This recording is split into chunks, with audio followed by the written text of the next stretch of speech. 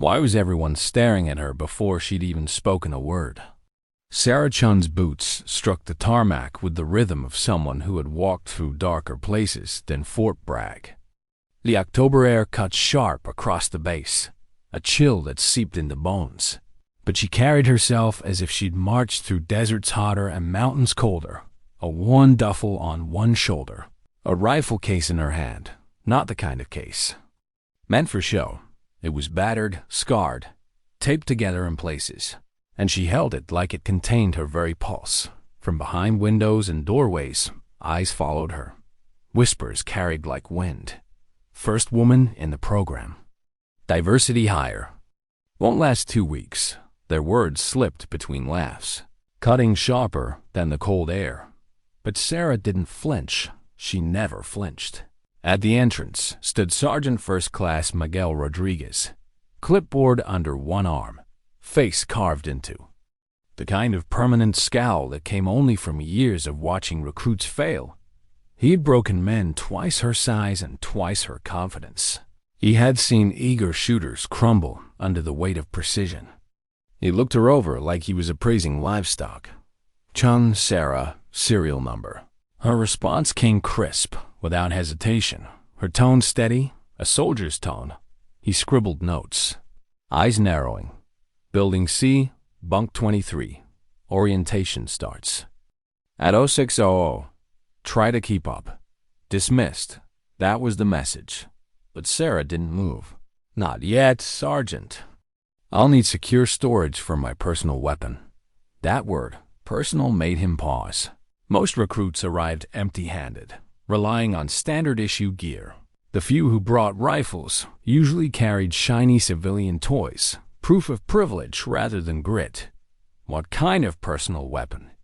Custom-built. I prefer to train with familiar equipment.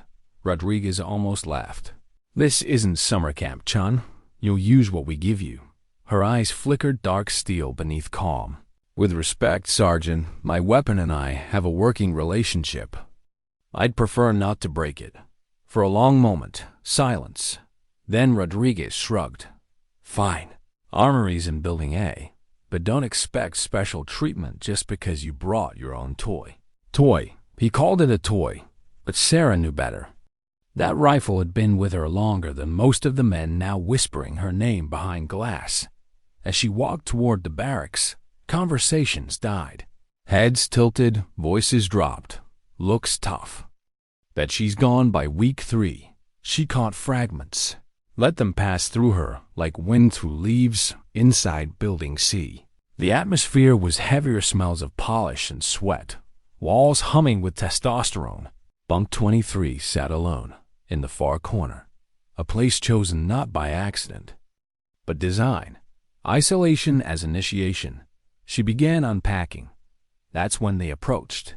3 of them. The leader broad-shouldered, the kind of swagger carved into him from years of being the best shot in every room. His name tape read Morrison. So, you're the diversity hire, he said loud enough for all to hear. Hope you're ready for a real challenge, sweetheart. Her hands didn't stop moving. I'm ready for whatever the course requires. This isn't a feel-good program. Patterson, the wiry one, added, most guys wash out in a month. Most guys, Sarah answered quietly. Not looking up, Morrison chuckled, but his laugh lacked warmth. This is life and death. When you're buried in the dirt for 18 hours, waiting for one shot that could save your squad, you don't get participation trophies. Sarah finally turned. Eyes calm, unreadable. You're right. When lives are on the line, there's no room for error. Something in her tone, flat, experienced, made Morrison pause, but pride wouldn't. Let him back down. We'll see how tough you are when Rodriguez starts turning up the heat. They walked away, leaving her to finish unpacking. From her duffel came the usual. Boots, fatigues, field kit, all used, but cared for. Then came the case. She opened it slowly. Even the recruits, pretending not to look, couldn't help themselves. The rifle inside wasn't shiny. It wasn't new. It was a weapon that had lived worn stock, metal marked by sand, cold, rain, and along that stock small. Carved notches, precise, darkened with age, 17.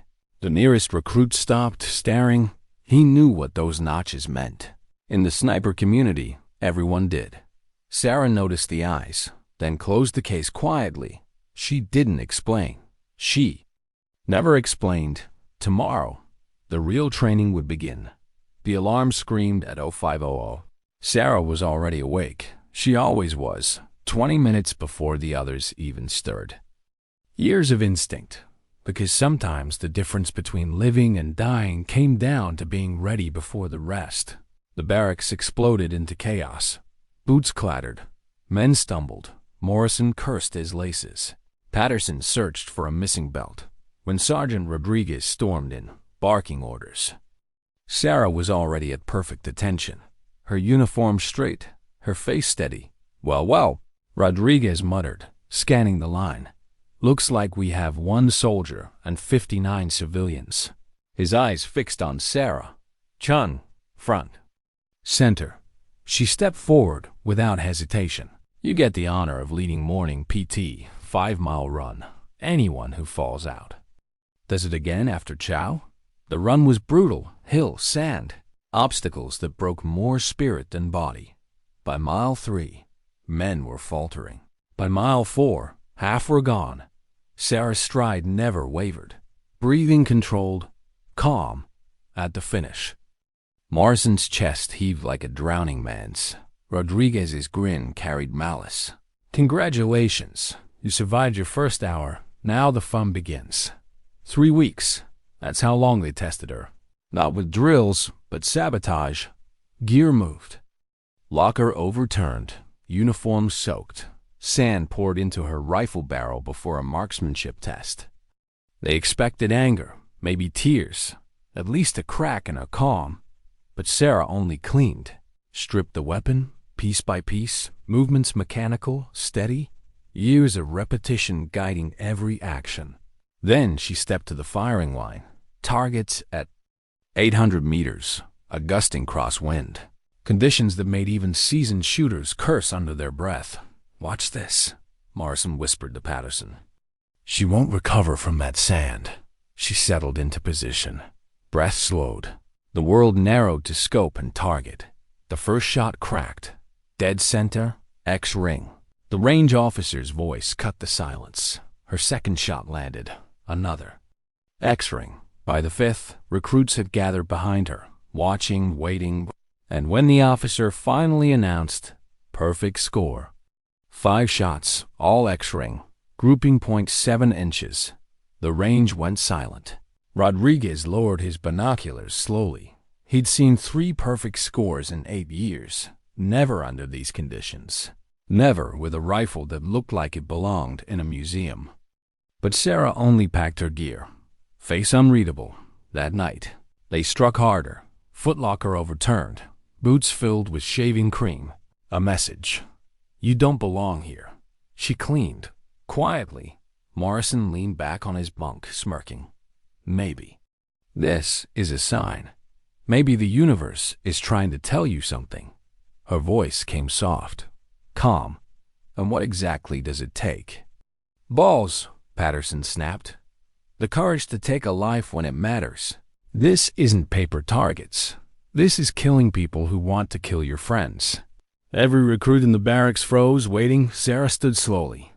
Wet uniform in her hands. Her voice dropped, barely above a whisper. You're right.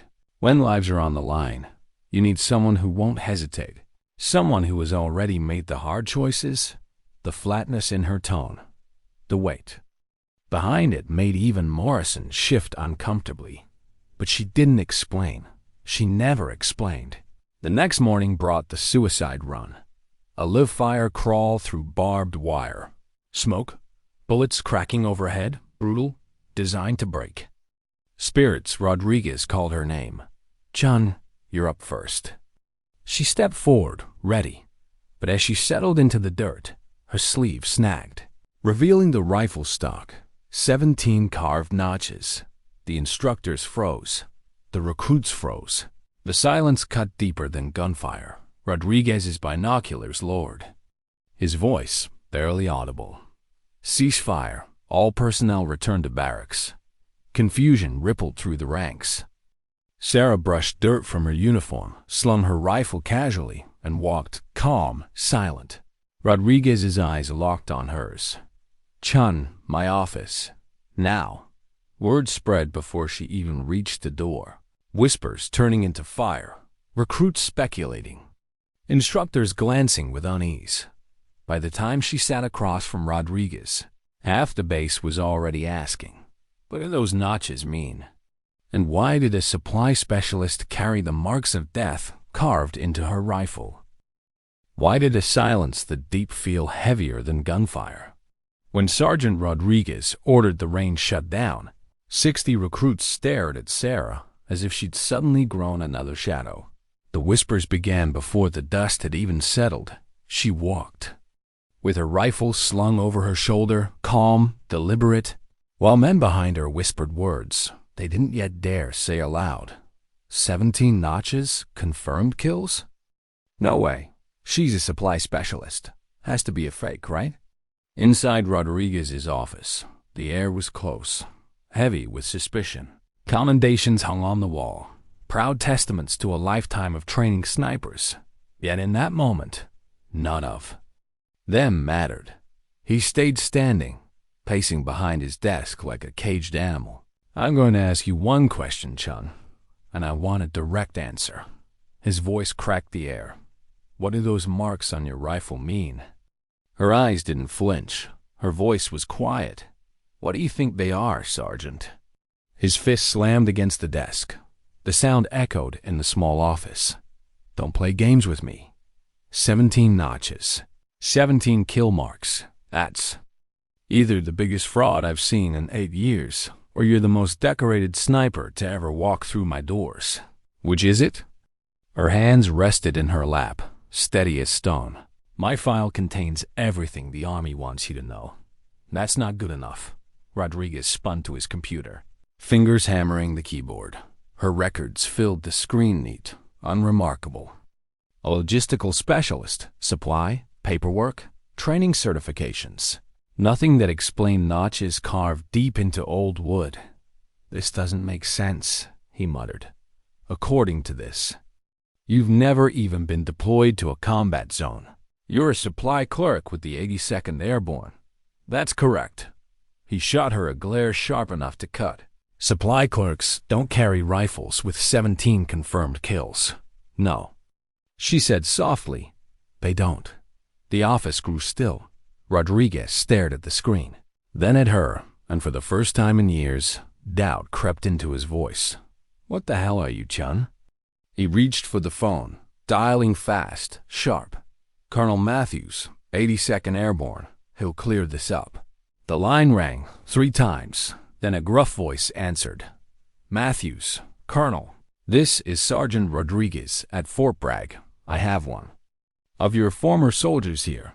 Specialist Sarah Chun. I need to verify her service record." The pause on the other end lasted too long. "I'm sorry, Sergeant. I can't discuss personnel matters over an unsecured line. This is important." "Sir, I need to know about her combat experience." Another pause, longer than, "Sergeant, my advice?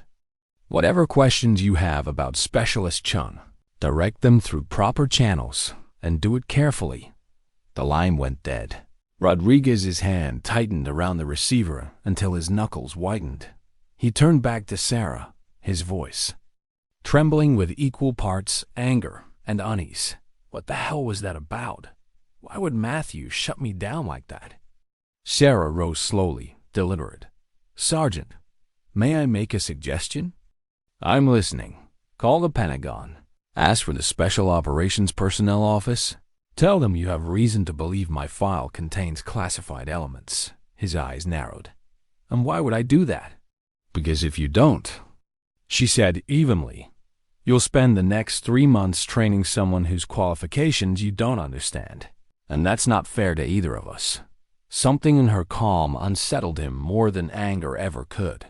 He lifted the secure phone, dialed.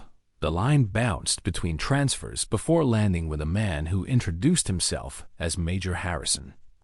This is Sergeant Rodriguez at Fort Bragg. I need to verify the service record of a soldier, Sarah Chun. I have reason to believe there are classified elements. Silence. Then the faint sound of typing. The voice that returned was different. Tighter. Sergeant, verify your identity and clearance before we continue. He did. Credentials checked. The pause stretched. Then Harrison's voice dropped into something lower, graver. Sergeant Rodriguez, secure your office. Lock the door. White noise generator. Now. Rodriguez's hands shook slightly as he complied. Go ahead, Major. The individual you're asking about has a dual service record. Her public file lists her as a supply specialist. That's accurate as far as it goes. But she also served 3 tours with a classified Special Operations Unit. Her actual Majias was 0317 Scout Sniper. Rodriguez felt blood drain from his face. How many confirmed kills? That information is classified. What I can tell you is she received a Silver Star for actions during Operation Silent Thunder. Commendations from both Army and Marine Corps commands, and her service record places her among the most accomplished. Snipers currently living. Rodriguez whispered the name like it was a ghost. Operation Silent Thunder. Every sniper instructor had heard the story. An entire Taliban command structure eliminated in one night. A siege broken. A Marine company saved by one unseen hand. Major, are you telling me she's the Silent Thunder sniper? I'm telling you, Harrison said carefully, to treat Specialist Chun with the respect she deserves, and that any further questions are above your clearance. Good luck, Sergeant. The line clicked dead. Rodriguez sat frozen, the phone heavy in his hand. Sarah remained still in her chair, waiting, patient. You're her, he whispered finally. You're Silent Thunder. Her face didn't change. I'm a soldier who did her job. Your job was eliminating 17 enemy combatants. In a single night, my job, she said, was keeping Marines alive. The rest is detail. Rodriguez sank into his chair, hands trembling against the desk. For 3 weeks, he treated her like a problem. For 3 weeks, his recruits had mocked her, sabotaged her, and the entire time, they'd been tearing at the armor of someone who carried more scars than they could imagine. Why didn't you tell me? Would it have mattered? Her eyes locked onto his. Would you have treated me differently if you'd known? Of course I would have. Then you'd have missed the point entirely. She stood, uniform sharp despite the dirt still clinging to her boots. I didn't come here for special treatment. I came here to learn, to pass on what I've learned tomorrow morning. Sergeant, I'd like to address the recruits. It's time they knew, for the first time in years. Rodriguez didn't know what to say. He only nodded. Sarah's hand touched the door. Pausing, for the faintest moment, a smile tugged at her lips. Then we get back to work. They have a lot to learn.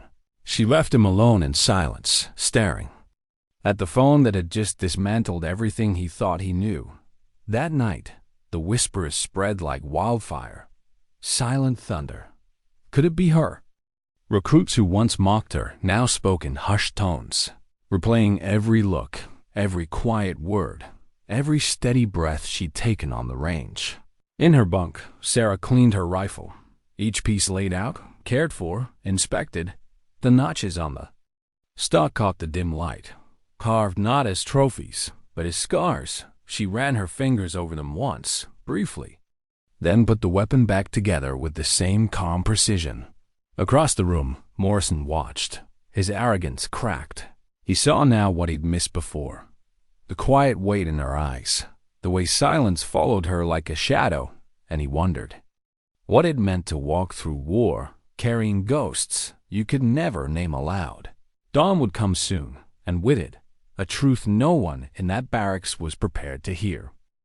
Why did Rodriguez look nervous for the first time in his career? The recruits noticed it the moment he entered the barracks at 0600. Gone was the bark, the swagger, the grin that promised suffering. Instead, he stood straighter, quieter like A man carrying something heavier than orders. Behind him came the entire cadre. Williams, Thompson, Davis.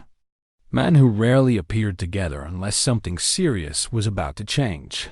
Formation, 2 minutes, full gear, weapons secured, move. The barracks erupted into motion. The instructors didn't shout. No insults, no driving pace. Just silence. Watchful silence. Outside, 60 recruits lined up in perfect rows. The air was cold, gray with dawn. Sarah stood among them, her face unreadable. Her rifle slung casually across her back. Rodriguez paced in front of them, hands clasped tight. For 3 weeks, you've been training with someone whose identity was not fully disclosed to this command.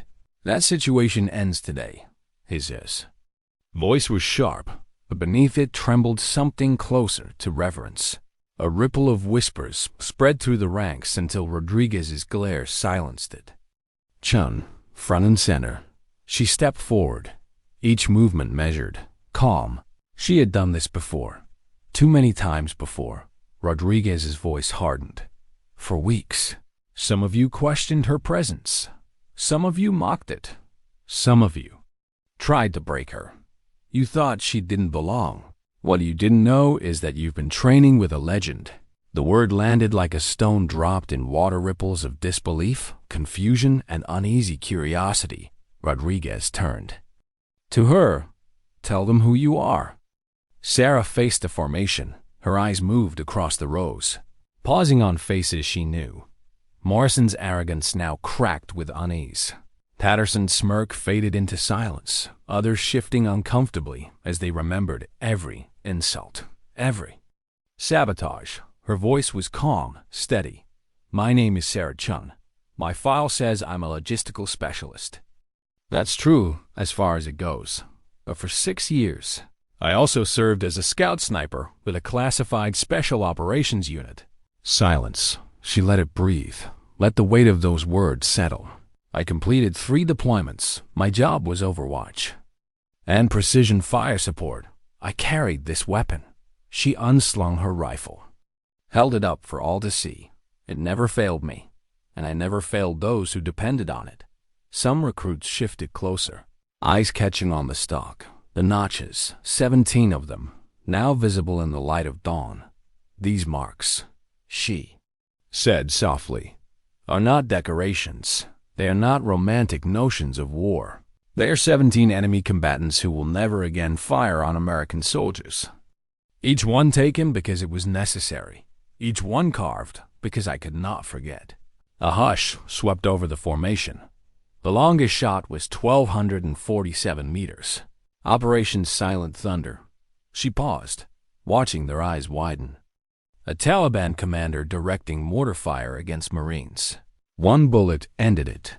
The shortest shot was 37 meters at a suicide bomber walking toward a school full of children in Kandahar. Both shots mattered. Both saved lives, and both carry weight. Morrison's jaw clenched. He knew the name Silent Thunder. Every sniper had heard the story. None of them had expected the legend to be standing in front of them, speaking in a voice without bragging, without pride, just fact. Sarah lowered the rifle. I didn't come here to prove I could be a sniper. I've already done that. I came here to pass on what I've learned. So you understand that this is not about ego or toughness. This is about never missing when it matters most. It's about being the guardian no one sees, but whose presence keeps squads alive. Rodriguez stepped forward. His voice carried a weight they'd never heard before. Recruits, you've been training with Staff Sergeant Sarah Chun. Silver Star, Bronze Star, with Valor, Purple Heart. The most accomplished sniper currently serving in the United States military. Shock rippled through the lines. Some recruits dropped their eyes. Morrison's face burned red. Humiliation fighting with shame. Patterson stared at the rifle as if it were holy. Rodriguez's tone grew hard. For 3 weeks, you mocked her, sabotaged her, treated her as if she didn't belong. She has forgotten more about precision shooting than most of you will ever learn. She has saved more lives than the rest of this formation combined. Sarah lifted her hand, quieting him. Her eyes moved across the faces, one by one. "I don't want your apologies," she said softly. "I don't want guilt or shame. What I want is your attention. For the next 13 weeks, I will teach you everything I know. Lessons written in blood. Paid for with the lives of better soldiers than any of us. That's why I'm here." She paused on Morrison. His shoulders tightened, as if bracing for a blow. "Some of you think this is about toughness, about courage, about showing how dangerous. You're wrong. This is about patience, precision, responsibility. It is about never failing the people who trust you, even if they never know your name." Her words settled like stones, quiet, heavy, true. She slung her rifle back across her shoulder, movement smooth, practiced. The enemy doesn't care about your pride. They don't care about your ego. They care about killing your brothers. And your job is to stop them before they have the chance. Then she turned to Rodriguez. "Sergeant, these recruits have training to complete." Rodriguez nodded. "You heard the staff sergeant fall out. The formation broke, but the recruits didn't scatter like before. They lingered, drawn closer to her, not in arrogance, not in mockery, but in a quiet desperation to learn." Morrison approached last, steps hesitant. The swagger was gone. "Staff sergeant." His voice was lower now, almost boyish. "I owe you an apology." Sarah studied him for a moment, then shook her head. "You owe me your attention and your best effort, that's all." Patterson edged forward, eyes locked on the rifle. "Staff Sergeant, would you tell us about Silent Thunder?" Her gaze softened, just slightly. "Tonight, after chow, but understand this. I'm not telling war stories. Every mission, every shot, carries lessons. If you want to hear about Silent Thunder, you'd better be ready to learn." They nodded, almost reverent. As the others drifted away, Sarah remained, standing still, watching the sun break through the clouds, light spilling across the field. For 3 weeks, she had endured their doubt, their sabotage, their contempt, and now she had earned their silence. Respect didn't come from demanding. It came from proving, and Sarah had nothing left to prove. That evening, the mess hall buzzed with energy. Rumors had run rampant all day. Silent Thunder, 17 kills. The Marine Company saved by a ghost. When chow ended, the recruits followed her outside. No one joked. No one smirked. They sat in a semicircle, rifles across their knees, faces lit by the fading sun. Sarah stood before them, the weight of memory in her eyes. "You want to hear about Silent Thunder," she began. "Then understand this first. It's not a story. It's a lesson, a reminder, and it's not about glory. It's about survival." Her voice softened, carrying across the silent group. It was Afghanistan, mountains. Night blacker than ink, a Marine company pinned down, mortar hammering them. Enemy commanders dug into ridgelines. My job was simple-ended. One shot at a time, one life at a time. For hours, I lay in the dirt, cold seeping into my bones, body screaming for rest. But I couldn't move, not until the last mortar went silent. Her breath caught, almost imperceptibly. 17 shots, 17 commanders, and when it was done, 300 Marines walked out alive. That's Silent Thunder, not a legend, just a night where one sniper did her job. The recruits sat frozen, absorbing every word. Sarah's eyes moved across them. "That's the weight you will carry if you succeed here. Not glory, not fame. Just lives, and the knowledge that every shot you take or fail to take changes everything." She slung her rifle, stepping back. "That's enough for tonight. Tomorrow, the training continues."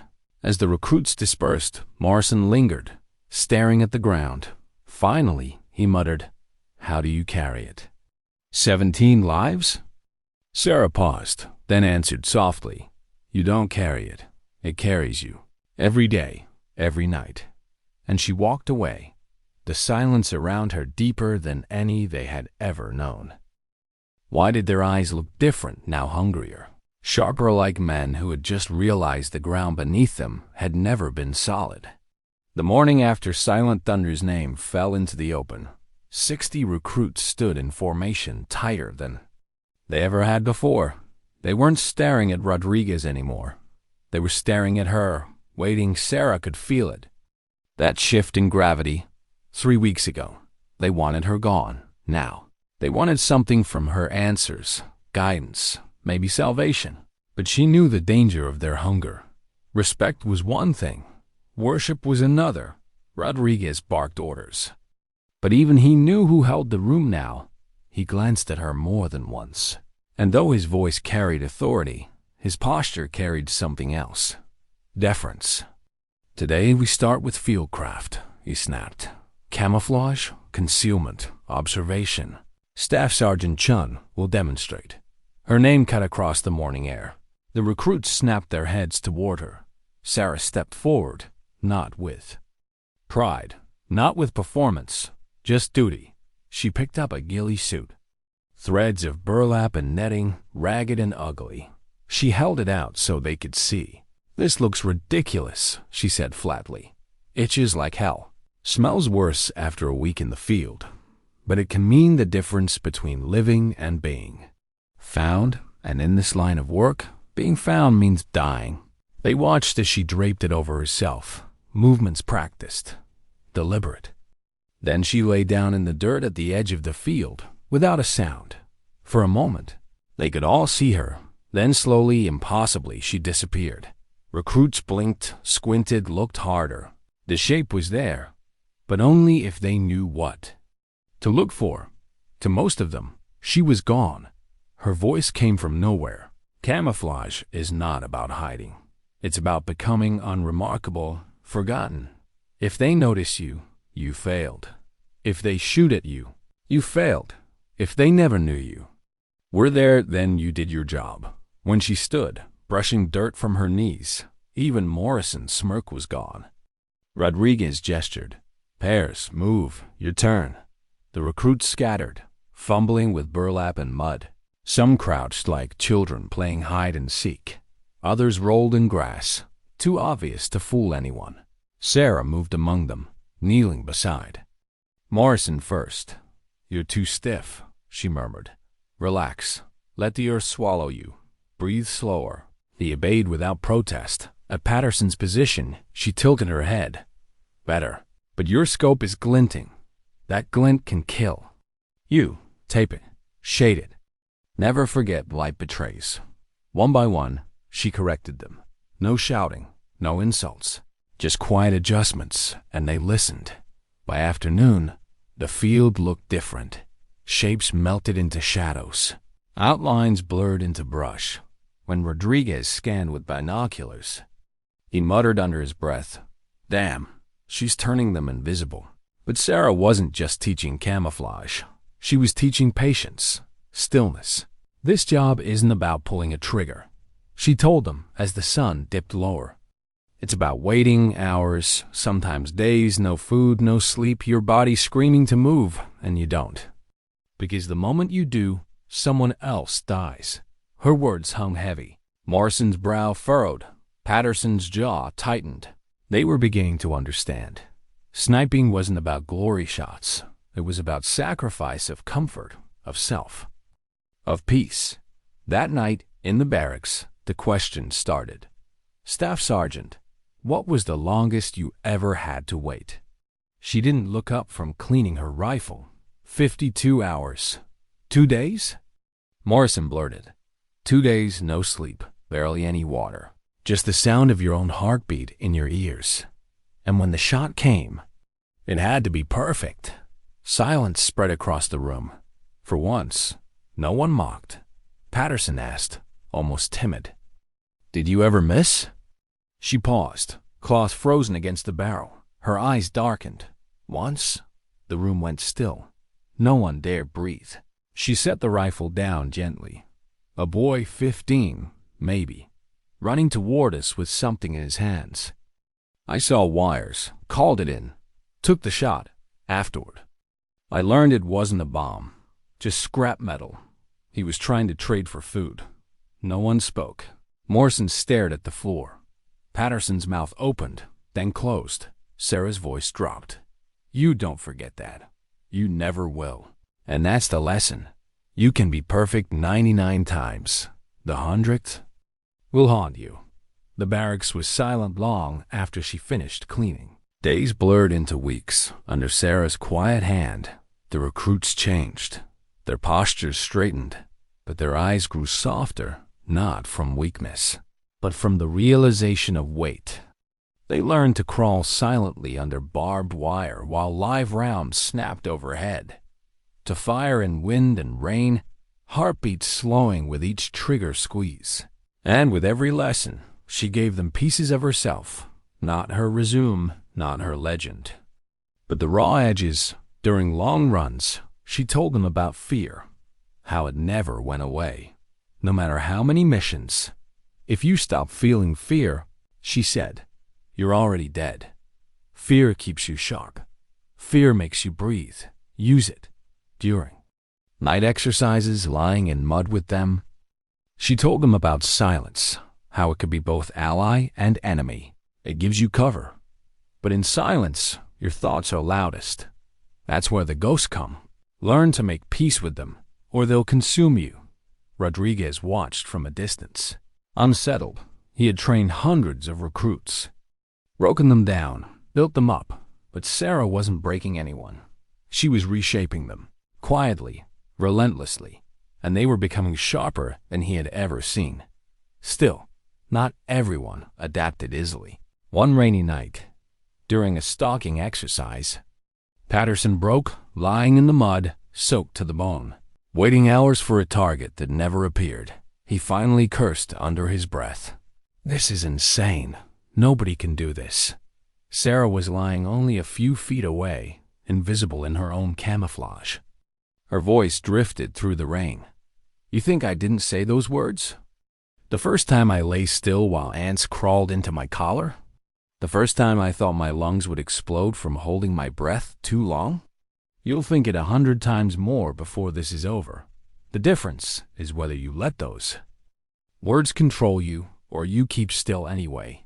Patterson didn't answer, but he didn't move either. Hours later, when they returned to barracks, he approached her quietly. How do you keep still when every nerve in your body wants to scream? She looked at him.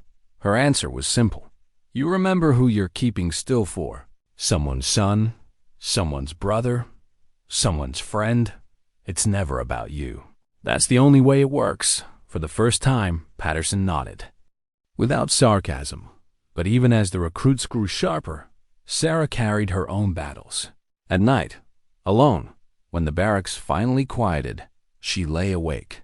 Her eyes traced the ceiling, but her mind replayed old missions faces that appeared in her.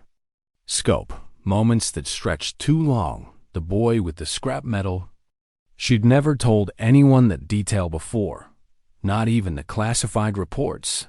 She told the recruits because they needed to understand the cost, but telling it didn't make the weight lighter.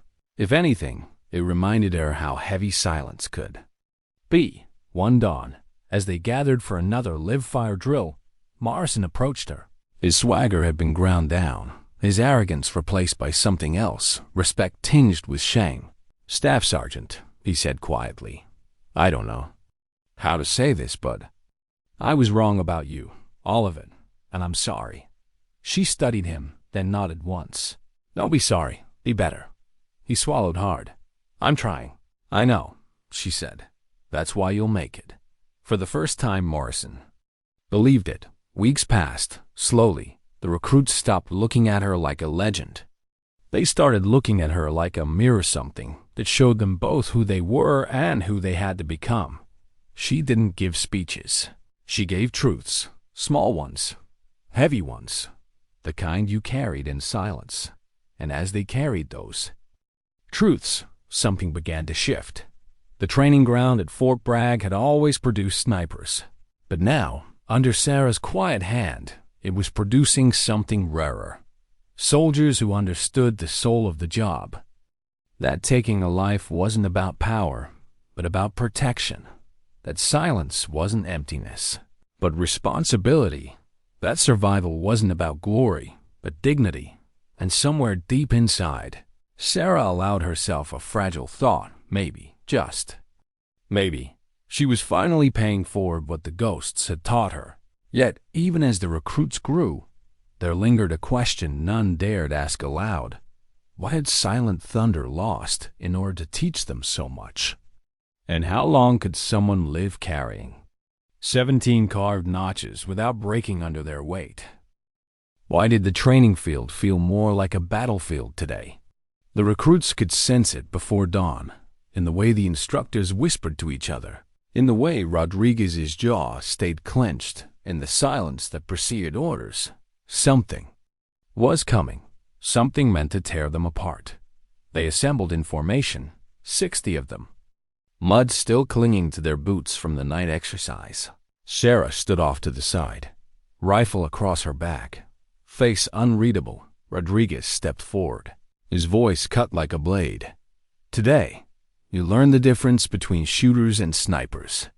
You will endure the most punishing test of this program, the Crucible. 12 hours, combat simulation, no breaks, no excuses. Fail, and you go home. A ripple of unease moved through the formation. 12 hours, live fire. Exhaustion layered on exhaustion. Rodriguez's eyes swept across them before stopping on Sarah. Staff Sergeant Chun will oversee. Every head turned. Her expression never changed. Understood. The Crucible began with chaos. Recruits were ordered into teams of 2. The first task, stalk a target through a mile of broken terrain, unseen. Instructors roamed with binoculars, searching for the slightest mistake. A snapped twig, a careless movement. The glint of steel, if spotted, they were out. Sarah moved silently through the field. Scanning positions, she crouched beside Morrison, who lay half submerged in mud. Skoke trained forward. His breathing was ragged. "You're too loud," she whispered. "Slow it down. Think of your lungs as sand. Let it sift, not rush." He closed his eyes, steadied. She gave the faintest nod. Minutes later, an instructor's whistle cut through the air. Another team had been spotted, disqualified. The Crucible had begun its harvest. Hours passed, crawling, waiting, sweat pooling on their ghillie suits, muscles cramping, minds screaming for movement. By midday, half the teams were out. Those still in looked less like soldiers and more like shadows crawling through the earth. Sarah walked among them, never correcting with insults, only with quiet words. "Lower your elbows. Shift into the shade. Wait, don't rush the shot." Her tone carried something colder than authority. Experience. The recruits knew. She wasn't speaking theory. She was speaking survival. At one point, Patterson's leg cramped so badly he nearly cried out. He bit his lip, eyes watering, body trembling. Sarah crouched beside him, voice soft. "Breathe through it. Pain lies. It tells you it's impossible. But if you can outlast the lie, the body will follow." He nodded, teeth still clenched. She watched until his breathing steadied, then moved on. By hour 6, the Crucible shifted. Targets appeared, steel silhouettes popping up hundreds of meters away. Each team had to engage without exposing themselves. One mistake, one missed shot, and they were finished. Sarah crouched at the edge of the field. Binoculars, steady. She watched Morrison line up his shot. His barrel shifted a fraction. Crosswind. He hadn't accounted for it. "Wait," she whispered through the radio. "One more second. Feel the wind. Adjust half a mil left." He corrected, fired. The steel target rang with a sharp ping. Morrison's exhale broke into the radio. Relief, gratitude. Rodriguez, watching from the observation tower, muttered, "She's guiding them like a conductor with an orchestra." Williams grunted. "Yeah, but this orchestra's bleeding out. Let's see if they make it to nightfall." Hour 8, exhaustion painted every face. Mud caked their uniforms. Hunger gnawed at their stomachs. Now came the suicide crawl, 400 meters under barbed wire. Smoke grenades hissing, live rounds snapping overhead. The recruits dropped to the dirt, bodies scraping forward inch by inch. Sarah walked along the side, voice calm over the chaos. Keep your head down. Move when the smoke covers you. Don't race, survive. Halfway through, Patterson faltered. The smoke thinned. He froze, fully exposed. The crack of live rounds tore the air. An instructor's rifle barked overhead. Warning shots just close enough to sear terror into his chest. Staff. Sergeant. Morrison shouted from a few feet ahead. Sarah dropped flat, crawling beside Patterson until her face was inches from his. Her voice stayed low, steady. Listen to me. You're fine. Don't think about the bullets. Think about the man next to you. He needs you to finish. Move with him.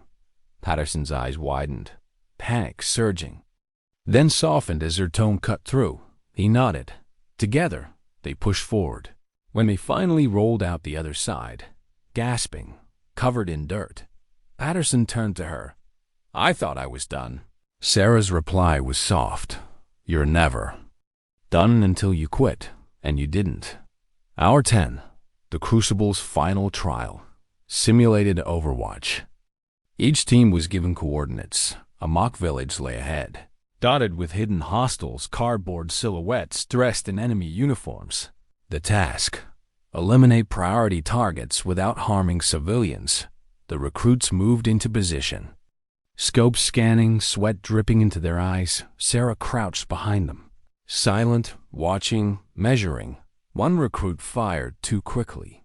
His round punched through a civilian silhouette. Rodriguez cursed under his breath. Marking him failed. Another waited too long. Target vanished into cover. Failed. Then came Morrison and Patterson. Working side by side, Morrison spotted first. Whispered into his radio. Patterson adjusted, exhaled. Fired. A clean shot. Morrison followed. Precision exact. 2 hostiles down. Civilians untouched. Sarah's binoculars tracked their movements. Flawless teamwork, for the first time since the Crucible began. Her lips curved barely into the faintest ghost of a smile. By hour 12, only a third of the recruits remained, exhausted, shaking, but standing. Rodriguez gathered them in formation, mud-streaked and breathless. He opened his mouth, but Sarah stepped forward first. Her eyes moved across the faces, some triumphant, some broken, all changed. What you felt today, she said quietly, wasn't training, it was survival. You learned what it means to keep moving when your body quits, to breathe when panic claws at your chest, to shoot when your hands tremble. That's the line between a shooter and a sniper. She let her words settle, her gaze sweeping the crowd. You will break again. Out there, in places worse than this, you will break. But if you remember why you're there, not for glory, not for pride, but for the man or woman next to you, you'll stand back up. That's what being a sniper is. Not the shot, not the kill, but the silence after. When you know your brothers are still alive because you were there. Her voice grew softer, almost like a confession. I carry 17 notches, 17 lives taken. Some nights, it feels like they watch me. Some nights, it feels like they follow me. But I keep walking, not for myself. For the Marines who went home because of those shots. For the children who never saw the bomber reach them. That's how you live with it. You live for them. The recruits stood silent, their exhaustion swallowed by the weight of her words. Rodriguez stepped forward finally, voice rough. Fallout shower. Sleep, you earned it. They dispersed slowly, limping, dragging themselves, but none spoke. Their silence carried something heavier than fatigue. Respect. Sarah remained alone on the field. The mud still clung to her boots, the echoes of gunfire still hanging in the air. She looked at the horizon, at the fading light, and for a moment her shoulders slumped under her. Weight no one else could see? Because even as she taught them survival, she knew the ghosts never stopped following. And when the barracks quieted that night, she lay awake again listening to the silence, counting not the shots she'd taken, but the lives that were still with her. The crucible had hardened the recruits, but it had also opened old wounds, wounds Sarah had never truly healed. Why did the silence before dawn feel heavier than the drills that followed? The recruits stirred restlessly in their bunks, bodies battered from the crucible, but minds sharper than before. They had tasted the edge of survival, felt the weight of patience and pain, and now carried it like armor. Sarah stood at the window, watching the horizon fade from black to gray. Her eyes were steady, but inside she felt the familiar tightening in her chest, the anticipation of another day that would look like training, but feel too much like memory. Rodriguez entered the barracks, his voice rough but quieter than usual. Gear up. Today's exercise is urban overwatch.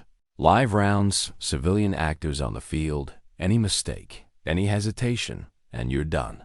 The recruits groaned, but none dared speak against it. They had learned silence was safer. Silence meant focus.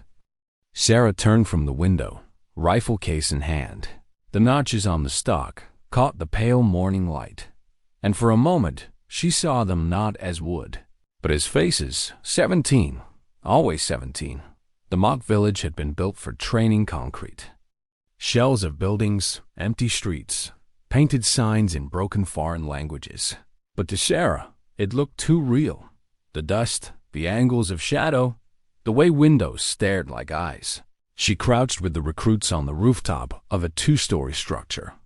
Scanning the village below, Rodriguez laid out the rules. Hostiles will be mixed with civilians. Some targets obvious, others not. Your job identify. Eliminate, protect. If you pull the trigger on the wrong silhouette, you fail. If you hesitate when you shouldn't, you fail harder. The recruits nodded grimly. Sarah watched their faces. Determined, anxious, too young, too new. She remembered seeing the same faces years ago on her first mission. And she remembered how many of them didn't last. Pairs, Rodriguez ordered. Find your overwatch positions. The recruits scattered. Sarah stayed still, eyes fixed on the street. She didn't need orders. Her role wasn't to take the shot. It was to see who would. The first shot cracked less than 10 minutes later. Patterson had identified a hostile silhouette, figure carrying a mock RPG down the street. His partner confirmed. The trigger squeezed. Clean hit, but the sound echoed like more than training. Sarah flinched, just slightly. For a moment, she wasn't in the mock village. She was back in Kandahar, perched on a rooftop as a man emerged from a doorway with a real launcher balanced on his shoulder. The shot, the silence after, the Marines cheering below. Her hands had trembled then. Though no one saw, they didn't tremble now. But her chest burned, hour two. Morrison's team froze. A figure appeared at a corner, civilian clothing, but bulky vest, wires visible if you looked long enough. Morrison's partner hesitated. Could be a trick, could be just an actor. Morrison's jaw tightened. Sweat trickled down his temple. He whispered into the radio, "Staff Sergeant?" Sarah crouched beside him, scanning the figure through her own scope. Her breath caught. The angle, the wires, the walk. She had seen it before. Kandahar, 37 meters. A schoolyard behind the bomber. Her finger tightening, her chest screaming. The boy's face in her sights. Her voice came low, calm, too calm. "It's real. Take the shot." Morrison's round cracked. The silhouette dropped. Silence. Rodriguez's voice came over the radio. "Correct call. Good kill." But Sarah stayed crouched long after, her breath unsteady. Morrison glanced at her. "Staff Sergeant. You okay?" Her eyes stayed on the empty street. "Keep watching. They don't always come alone." By midday, the recruits were exhausted. The sun beat down on their helmets, sweat stinging their eyes. Hours of scanning, waiting, whispering. Through radios, a dozen hostiles eliminated. 2 civilian silhouettes nearly hit but caught at the last second. Sarah crouched at the edge of a rooftop, her own rifle across her knees, watching Patterson fight to keep his scope steady. His hands trembled. She leaned in. "Breathe. Don't force it. Let the shot come to you. He steadied, fired, hit, but even as the recruits grew sharper, Sarah felt her own edges fray. Every silhouette brought back another memory, another shot, another night. Her voice still guided steady, but inside, the ghost pressed harder. At dusk, Rodriguez called ceasefire. The recruits dragged themselves into formation, rifles heavy across their backs. Rodriguez paced, looking more satisfied than usual. Better, cleaner. Some of you might even survive deployment. Don't let it go to your heads. You've got miles to go. He stepped back. Sarah moved forward. Her eyes swept the line. Faces smeared with dust. Bodies exhausted, but eyes brighter than before. You did well today, she said quietly. But understand something. Today wasn't war. Today was training. Out there, the silhouettes don't wait. They don't miss. And when you squeeze the trigger, it won't be cardboard that falls. It'll be someone's son, someone's brother. And you'll have to live with that every day, every night. The recruits shifted uneasily, their fatigue deepening under her words. Precision isn't just about accuracy. It's about judgment. When to shoot, when not to. You will hesitate. You will doubt. And sometimes you will be wrong. That is. The weight, you don't carry it for glory. You carry it for the men and women who come home because you did your job. A voice caught just faintly. No one noticed except Morrison, whose eyes lingered on her face, puzzled by the flicker of pain. Dismissed, Rodriguez barked. The recruits filed out slowly, silent. That night, Sarah sat alone outside the barracks. The air was cooler, stars faint above the dark base. Her rifle rested across her lap, fingers brushing the carved notches. 17. Her chest ached, not from the day's training, but from memory. She saw the boy again. The wires, the scrap metal, his body crumpling in the dust. She told the recruits it haunted her, but she hadn't told them how often the boy's face replaced every target in her scope. Footsteps approached Morrison. He stopped a few feet away. Uncertain? Staff Sergeant?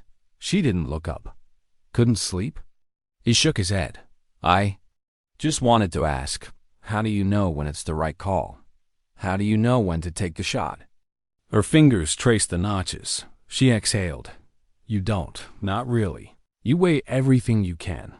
You listen, you look, you decide, and then you live with it.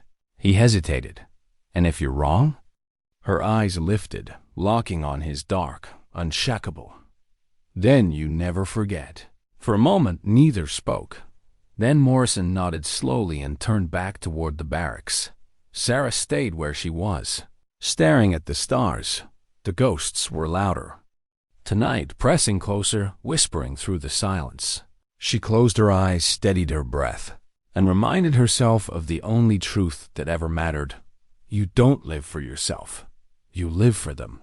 But even as she repeated it, she wondered, how long could she keep living that way before the ghost consumed her? Why did the air feel heavier as the final days approached? The recruits had grown harder, sharper, quieter. Their eyes no longer carried bravado, but something more dangerous focus. The swagger was gone. The laughter had faded. What replaced? It was silence. The same silence Sarah had carried into every deployment. It unsettled her, not because they weren't ready, but because she saw too much of herself in them. And she knew what came next. Rodriguez gathered them in the briefing hall. The walls hummed with tension. Final evaluation starts tomorrow, 72 hours. You'll operate in the field as full sniper teams. Missions will be assigned at random. Targets will move, civilians will move, weather will move. Your patience will break, and when it does, so will you. If you make it through, you graduate. If you don't, you go home. The recruits stood straighter. Though some eyes flickered with doubt, Rodriguez paused, then stepped aside. Staff Sergeant Chun has the floor. Sarah moved forward. Her boots echoed on the tile. She scanned the faces men who had once mocked her, now waiting for her words like oxygen. This evaluation isn't about your shot, she said softly. It's about your silence, about the hours you'll spend waiting, about the thoughts that will try to crush you when nothing happens. That's the part no one tells you, that the hardest enemy you'll ever face is yourself. The recruit shifted, eyes fixed on her. You'll see shapes and shadows, hear voices that aren't there. You'll question every decision. And when the moment finally comes, you'll wonder if you're already too late. That's what 72 hours feels like. Not glory, not excitement, just doubt and the weight of knowing one mistake can cost lives. She let the silence stretch, the truth sink in. Remember this, you're not there for pride. You're there for them, the soldiers who don't know your name but trust you with their lives. Don't forget that. Not once. Her voice faltered just briefly, but no one noticed except Rodriguez, who studied her with a frown that night. Sarah walked the perimeter of the base alone. The sky was dark, the air thick with the hum of generators and distant training fire. She carried her rifle, the stock brushing her arm, the notches catching faint moonlight. Every step felt heavier. The recruits were almost ready, but she wasn't sure if she was. The memories had been pressing closer with each passing week. Silent thunder, the boy with the scrap metal, the Marines cheering below as she made shot after shot. Unaware of the silence inside her, she stopped beneath a floodlight. Leaning against the fence, her breath fogged in the cold. She whispered words she'd never spoken aloud. 17, and still not enough to silence them. Behind her, a voice spoke quietly. "Staff Sergeant." She turned. Morrison stood there, rifle slung, expression hesitant. "You shouldn't be out here," she said. "Neither should you," he replied. For a moment, silence stretched. Then he asked, carefully, "Do you ever regret it?" Her eyes narrowed. "Which one?" He swallowed. "Any of them." Her gaze drifted past him to the dark horizon. "Every single one and none of them. That's how it works. You regret because you're human. You don't regret because Marines lived. Both truths live in you. Both eat at you. And you learn to keep walking with both." Morrison's throat tightened. "And if you can't?" Her voice was soft. "Then you break, quietly, alone." He nodded slowly, realizing then that strength wasn't the absence of breaking, but the choice to keep standing anyway. The evaluation began before dawn. Teams deployed into the mock battlefield miles of forest, ridges, and scattered villages, wired with cameras and instructors tracking every movement. Each team was assigned objectives: locate, observe, eliminate. Sarah watched from the command tent, screens flickering with images of her recruits crawling through mud, lying in shadows, waiting in silence. Hours passed.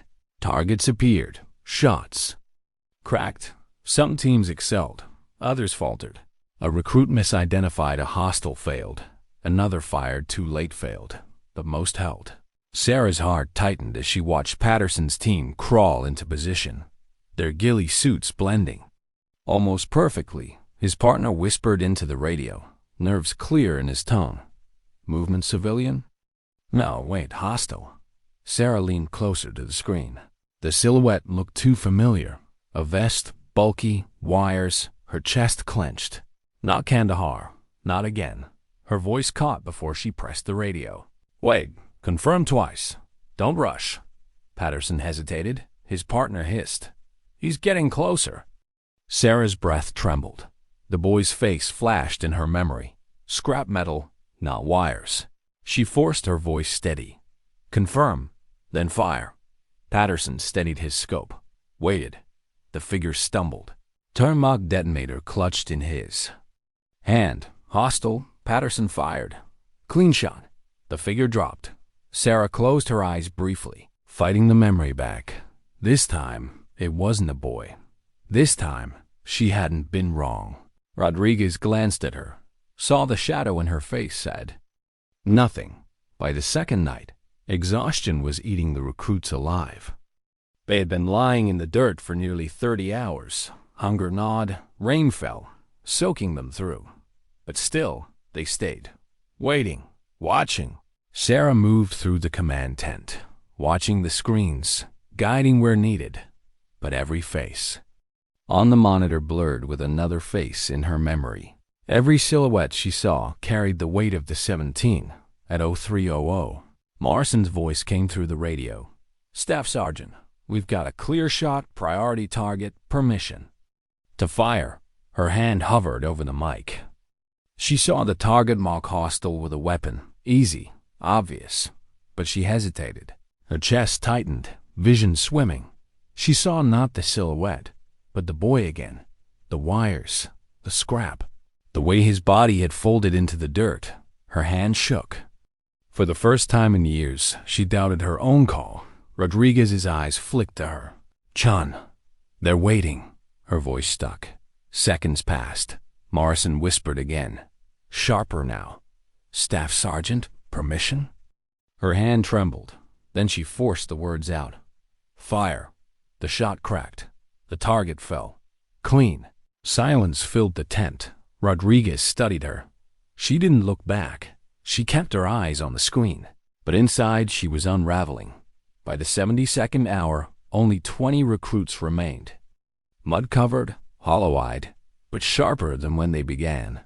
Rodriguez called ceasefire.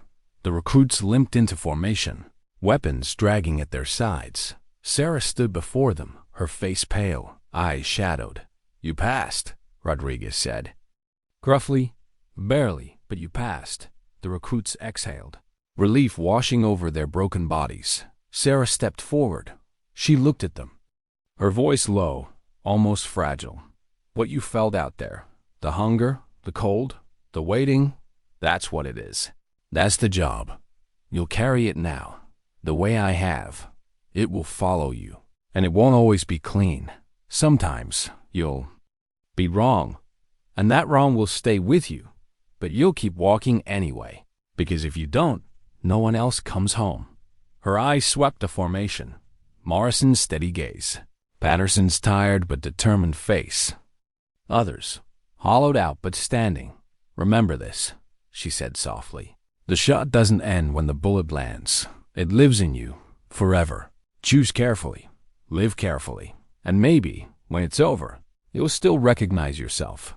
The recruits stood in silence, their eyes heavy with something deeper than fatigue. Understanding, Rodriguez dismissed them. They staggered away, leaving Sarah standing alone. Her hands brushed the rifle stock, the 17 notches rough against her skin. 17, always 17. She whispered to herself, so quietly even Rodriguez couldn't hear, and still counting. Why did the graduation field feel more like a battlefield than a ceremony? The recruits stood in perfect formation, uniforms sharp, boots polished, rifles gleaming under the morning sun. But their faces told the truth, hollow-eyed, harder, older than they had been 12 weeks ago. They had entered as boys chasing bravado. They stood now as something else entirely. Rodriguez spoke first, his voice carrying across the field. 60 entered, 20 remain. You have endured what most cannot. You have become snipers in the service of the United States Army. Wear that title with humility, with precision, and with the understanding that it comes at a cost. He stepped back. Staff Sergeant Chun. Sarah walked forward, boots crunching against gravel, rifle slung across her back. The recruits straightened, though their eyes followed her with something more than discipline. It was reverence, respect, and something else too. The quiet fear of becoming what she already was. She stood before them, her dark eyes steady. 12 weeks ago, you looked at me and saw someone who didn't belong. Someone you thought couldn't endure what you thought this program was. She let the silence stretch, let the memory hang. But you were wrong, and not because I was tougher, not because I was smarter, but because I already carried the weight you are only beginning to understand. The weight of silence, of patience, of lives taken and lives saved. Her gaze moved across them, Patterson, Morrison, the others who had once mocked her and now would follow her into shadows if asked. You've learned the craft, the crawl, the shot, the wait. But never forget, the real test begins when you leave here. When you're lying in the dirt, scope pressed to your eye, heart pounding in your throat.